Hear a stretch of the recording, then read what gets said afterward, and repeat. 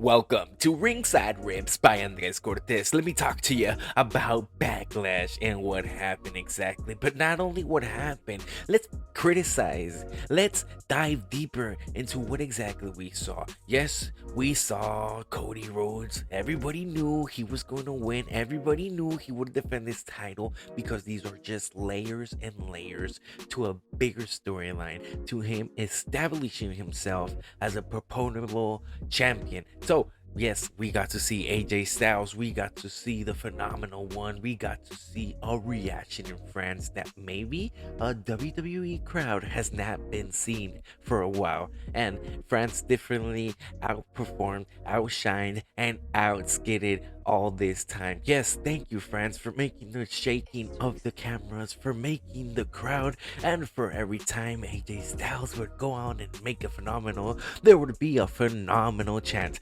So thank you for everything, because it was a beautiful match set by beautiful tones, by everything that France did. Yes, what we got to see was not only Backlash, but the night of SmackDown and everything. So is this good for the WWE and how they continue to grow internationally? Definitely, we know that there was already pay-per-views or PLEs coming in to the upcoming months of this year. So we already know how France got. We American fans do not need to come and show out. We need to establish that we are admiring the product that the WWE is taking out. So thank you for not only bringing it here, taking it out internationally. It is growing at a fast pace. It all started Backlash with Randy Orton, with Kevin Owens against the Bloodline, the new Bloodline, Tama Tonga, Solo Sokoa being there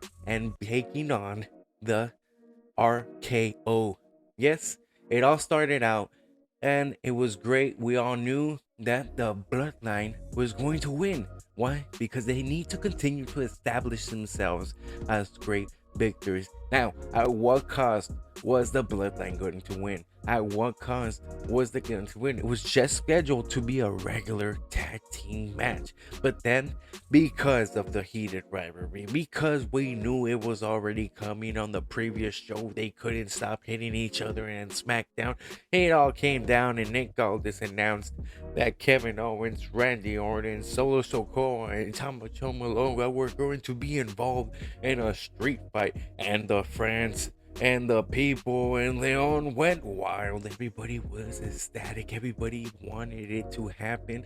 And that was a great decision. It was not only a great decision, it seems to be already a planned decision. The weapons were already laid out, candlesticks, trash cans, trash tables trying to be broken, but it was unsuccessful. And as we know, it was the match of the opening show. A great choice, a great showing that the French people definitely deserved, and forever we're gonna be grateful for not only singing along with the RKO, for singing along with the people. Were ecstatic to see that the Bloodline was there in France, that the Bloodline was peanut blondish, and we know that the tables were turned when Tamalua came out, because it was a surprise. It was a surprise shot that Kevin Owens could win and Randy Orton could get revenge. Even I thought so, even though the Bloodline was highly proposed to be the winners. Yes, a new introduction to the Bloodline was introduced, the brother of Tama Tonga, Tamalua, and there it was established that the Bloodline keeps on growing, and we now see that the Guerrilla Warriors are here, and we might get to see them against Jimmy and Jay as they come together, because the confrontation, the way Paul Heyman is crying out for forever speaking, please save me, please come to me and be the savior. These people are turning bad. I do not know what to expect. And because he doesn't know, that might bring back Roman Reigns. Yes, the tribal chiefs. Yes, the Usos and Roman Reigns all turning babyface, all to stop this undesirable bloodline, because we all know that not only the fans are behind main event Jey Uso, but this might be his title run. It's not going to come easy for him, as we know that he lost against Damian Priest, and this is all just building up. People want him to already have a singles title. People want him to already be the guy, but it's going to be a better victory, just like Cody Rhodes, if we take our time and establish a better storyline. And what better could it be than to have his tribal chief and his brother on his side when he actually wins?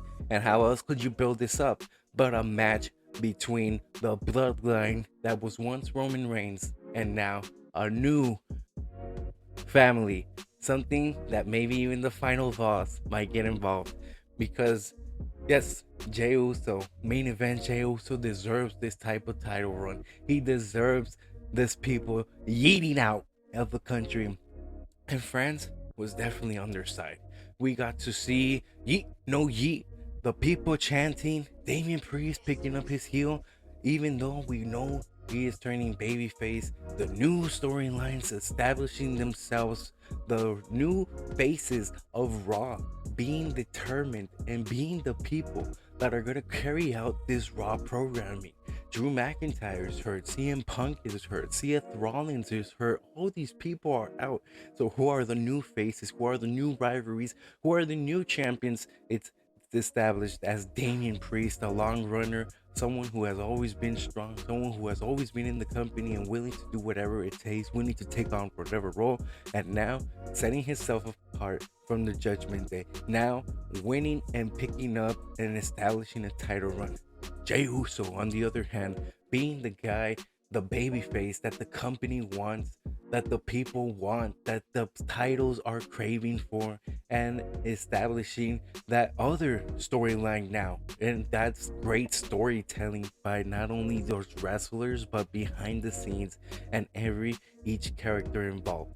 So we get to see how the bloodline continues to crumble up and have internal conflicts, how the bloodline continues to have different ideology. It seems that Damian Priest, if he turns babyface, I don't know how exactly people would react.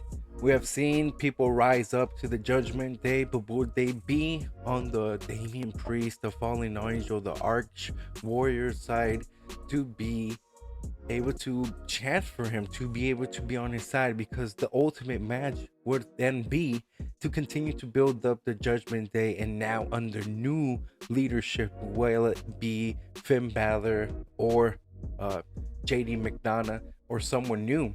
Because if that continues to happen, they continue to grow, then what happens when Rhea Ripley comes back? Will she be approving all this?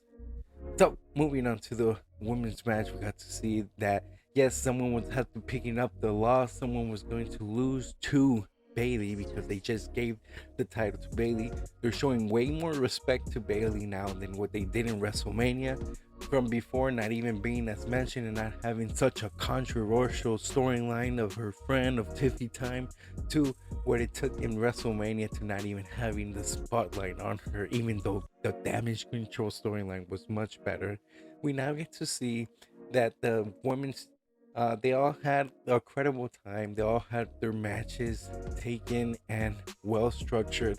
And even though it was a triple threat match, even though they had their difficult spots to land, I believe that each woman got their exposure, meaning that they all have their storylines continuing to grow. Yes, Naomi was about to win. You know, you can continue to call her a number one contender. You can continue to establish that she is dominant, and she was about to win, but because of a surprise roll-up, because of a roll-up over a roll-up, the Bayley, the champion, was able to retain her championship. Tiffy time was able to show how strong she was. That established herself as strong as well. Now over at the tag team championships, Jada Cargill continues to be such an impressive performance, such an impressive dominant way that she was able to handle the Kabuki Warriors. I did not believe that there would be a title change, because the Kabuki Warriors, they continue to be entertaining. They continue to be really good at what they do, but Jada Cargill destroying everyone being able to be as dominant and as strong. And with this new alliance, this new tag team, it might be able to bring out places, go new places for the women's division, which is really exciting. AJ Styles against Cody Rhodes was the main event, and everybody knew that Cody Rhodes would win.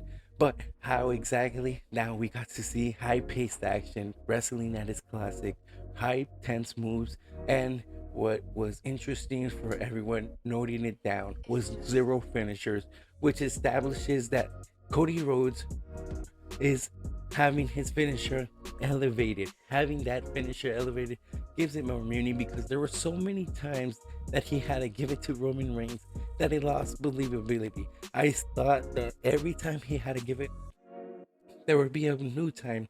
Now he would have to give it to AJ Styles 3 times, but luckily he did not have to use, and it was ability to use the Cody cutter, his ability to use it from the top rope. It elevated it so that we all believed that that finisher was able to end AJ Styles, and those two men gave it all. France gave it all. The stands gave it all, and it was amazing to see not only their performance in ring but out ring, their ability to establish credibility in the crowd in every single sense of what they have done and what they keep on doing. So, thank you for watching.